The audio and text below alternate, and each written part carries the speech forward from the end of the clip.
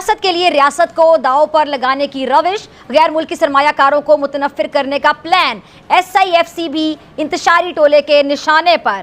दोस्तों, एक तरफ हम पाकिस्तान में रुपए रुपए के लिए तरस रहे हैं कि यहाँ पे कोई इन्वेस्टमेंट कर दे, लेकिन मज़े की बात यह है कि मुकेश अंबानी साहब जो हैं वो अफ्रीका के अंदर इन्वेस्टमेंट्स कर रहे हैं। बहुत बहुत मुबारक हो कि रोटी 20 रुपए और 16 रुपए की है, आटा कहीं मिल नहीं रहा और दर दर कशकोल लेकर हम फिर रहे हैं, लेकिन हमारे पास बम है। हम जा रहे हैं सऊदी अरब, हम जा रहे हैं चीन, हम जा रहे हैं अमेरिका, हम जा रहे हैं यूरोप, पैसे दे दो पैसे दे दो।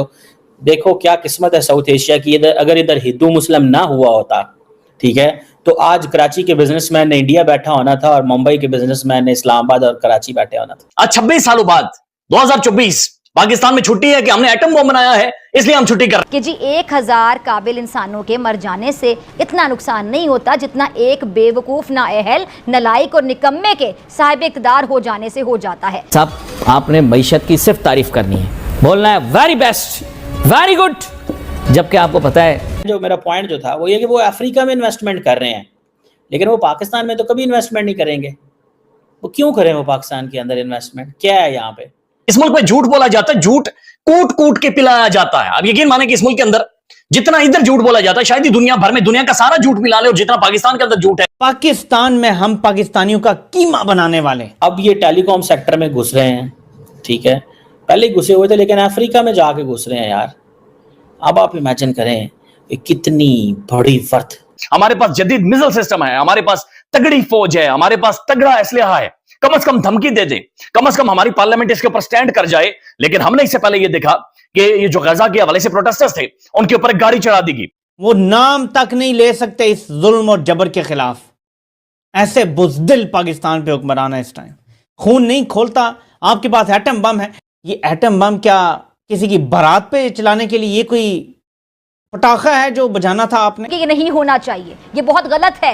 और इन लोगों को, जो गद्दारों को मुहिब्बे वतन बनाकर बाकायदा पेश कर रहे हैं, जो मुहाफिजों को, जिन्होंने जानों की कुर्बानियां दी हैं, जिन्होंने अपना सब कुछ वतन के लिए कुर्बान कर दिया, उन्हें ये मुजरिम बनाकर कटहरे में खड़ा करना चाहते हैं। मैं कहती हूँ शर्म आनी चाहिए ऐसे लोगों। आप लोगों ने हमें जलील और रुसवा कर दिया अक़वाम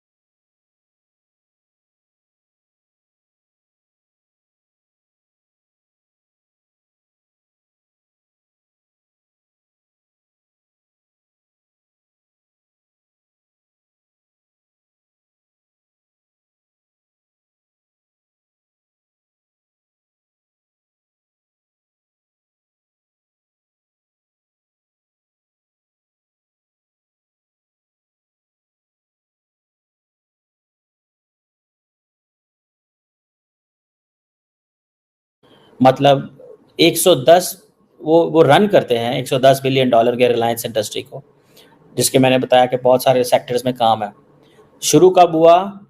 1966, जब उनके फादर जो थे उन्होंने ये सारा कुछ शुरू किया। छोटे से टेक्सटाइल मैन्युफैक्चरर थे। अब वो जो जियो है, जियो कहा जाता है कि उसके को तकरीबन 500 मिलियन के करीब, 450 500 पौने 500 मिलियन के करीब उसके सब्सक्राइबर हैं,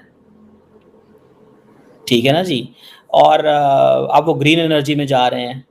तो हमें वो देखें, मेरा पॉइंट जो था वो ये कि वो अफ्रीका में इन्वेस्टमेंट कर रहे हैं, लेकिन वो पाकिस्तान में तो कभी इन्वेस्टमेंट नहीं करेंगे। वो क्यों करें वो पाकिस्तान के अंदर इन्वेस्टमेंट? क्या है यहाँ पे? क्यों? मतलब आपको पता है यहाँ पे वो कौन आए थे, कोई बिजनेसमैन आए थे इंडिया से पाकिस्तान, मुझे उनका नाम भूल गया, जिंदल साहब के पता नहीं कौन आए थे, वो अपना क्या नाम है, नवाज शरीफ से मिलने चले गए मरी, और हमने ये कह दिया लो जी जिंदल बगैर वीज़े के पाकिस्तान आ गया, और बगैर वीज़े के नवाज शरीफ को मिलने मरी चला गया। पाकिस्तान तो गया, एक जिंदल गया। मोदी ये करना चाहता है, इमरान खान ने कहा जो मोदी का यार है गद्दार है गद्दार है, मतलब इस तरह के नारे लगने शुरू हो गए। हमने पकड़ के, पॉलिटिक्स ने इस मुल्क को तबाह कर दिया। और उससे पहले जो ऐसे जनरल्स हमारे जो रात को ड्राइंग रूम में बैठ के अपने बोर्ड के ऊपर प्लान बनाते थे, एक अब प्लान अवाम बनाती है, एक प्लान वो बनाते हैं। जारी बात है वो बंद कमरे में बनता है, वो कामयाब हो जाता है, क्योंकि वो जनरल शुजा पाशा बनाता है, वो जनरल ज़हीरुल इस्लाम बनाता है, वो और जनरल बनाते हैं जिन्होंने इमरान खान साहब को लॉन्च किया। तब तो हम इतनी पॉलिटिकल अवेयरनेस नहीं रखते थे आज से 15-20 साल पहले कि ये क्या हो रहा है। छोटे थे, बच्चे थे, समझ नहीं आ रही थी। जब पढ़ना शुरू किया, चीज़ों को समझना शुरू किया, अवेयरनेस मिली, हमने कहा यार ये तो फ्रॉड हो गया सारा, ये तो फ्रॉड हो गया बहुत बड़ा। हम उसी फ्रॉड को जो है ना उसी को रो रहे हैं।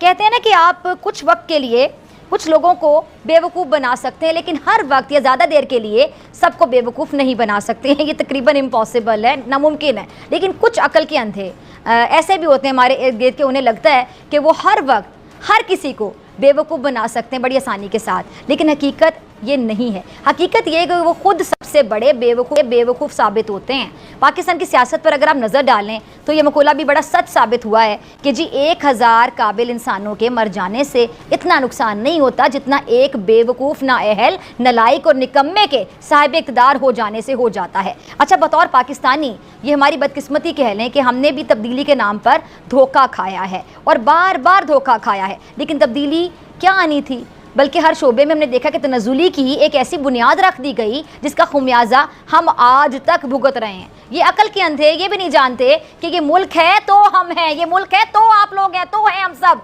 पाकिस्तान है तो सब कुछ है, पाकिस्तान सबसे पहले है। सियासत तभी है ना जब पाकिस्तान है, तभी मईशत है। रियासत होगी तो ही सियासत होगी। लेकिन सितम देखिए कि अब इनकी तो दीदा दलेरी है इतनी बढ़ चुकी है कि मुल्क तोड़ने की बाकायदा तड़ियाँ लगा रहे हैं, धमकियाँ देने लगे हैं। कल से जो तब्दीली के ये तुंगड़े हैं, इन्होंने सोशल मीडिया पर आपने देखा कि बाकायदा तूफ़ान मचाया हुआ है। 1971 के सानहे को लेकर ये जो झूठ का चूरन और मंजन बेचा जा रहा है वो आप देख रहे होंगे, सुन रहे होंगे। मुझे तो ये समझ नहीं आती है कि एक जेल में बैठे हुए शख्स को इतनी आज़ादी किसने दे दी कि उसका जब दिल चाहता है IMF को ख़त लिखकर पाकिस्तान को मिलने वाला कर्जा रुकवाने की बाकायदा कोशिश करता है, और वो भी उस वक्त जब रियासत को इस पैसे की अशद ज़रूरत होती है। लेकिन ये शख्स सिर्फ अपनी सियासत चमकाने के लिए, रियासत को दाव पर लगाने के लिए बाकायदा तैयार हो जाता है। ये सिर्फ एक मिसाल नहीं है, इसके बाद भी ज़रा सुनते जाइएगा। इसके बाद भी हमने क्या देखा कि जेल में सहूलतकारी के तहत इसे मुल्क की सलामती पर बार बार वार करने दिया जाता है।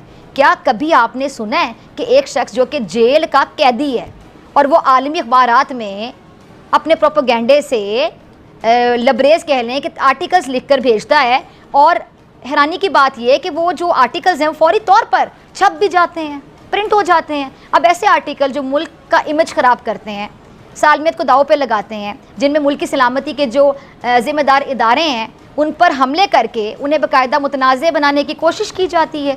दुनिया के किस मुल्क में ऐसा होता है? अगर होता है तो ज़रा बताइएगा। ये उसी सहूलतकारी का नतीजा है कि अब ये जो इंतशारी ग्रुप है ना, इसके हौसले इतने बढ़ गए हैं, इतने बुलंद हो गए हैं कि ये मुल्क की सलामती के इदारों की बाकायदा तस्वीरें लगा कर झूठा करते हैं और दिन रात ये प्रोपेगेंडा करते हैं। बाज नहीं आते हैं, बल्कि अब इससे बढ़कर भी आप देख लें कि मुल्क तोड़ने तो मुझे उम्मीद है कि ये वीडियो आपको पसंद आया होगा। वीडियो पसंद है तो प्लीज़ हमारे YouTube चैनल को जरूर सब्सक्राइब कीजिए। इसी प्रकार का भविष्य में वीडियो देखने के लिए चैनल को सब्सक्राइब कीजिए। हमारे इस YouTube चैनल पे आपको इससे भी ज़्यादा इंटरेस्टिंग वीडियो भविष्य में देखने को मिलता रहेगा। तो प्लीज़ हमारे YouTube चैनल सोच टाइम्स को सब्सक्राइब कीजिए, वीडियो को लाइक कीजिए, इस वीडियो को अपने दोस्तों के साथ जरूर शेयर कीजिए। नमस्कार, फिर मिलेंगे अगले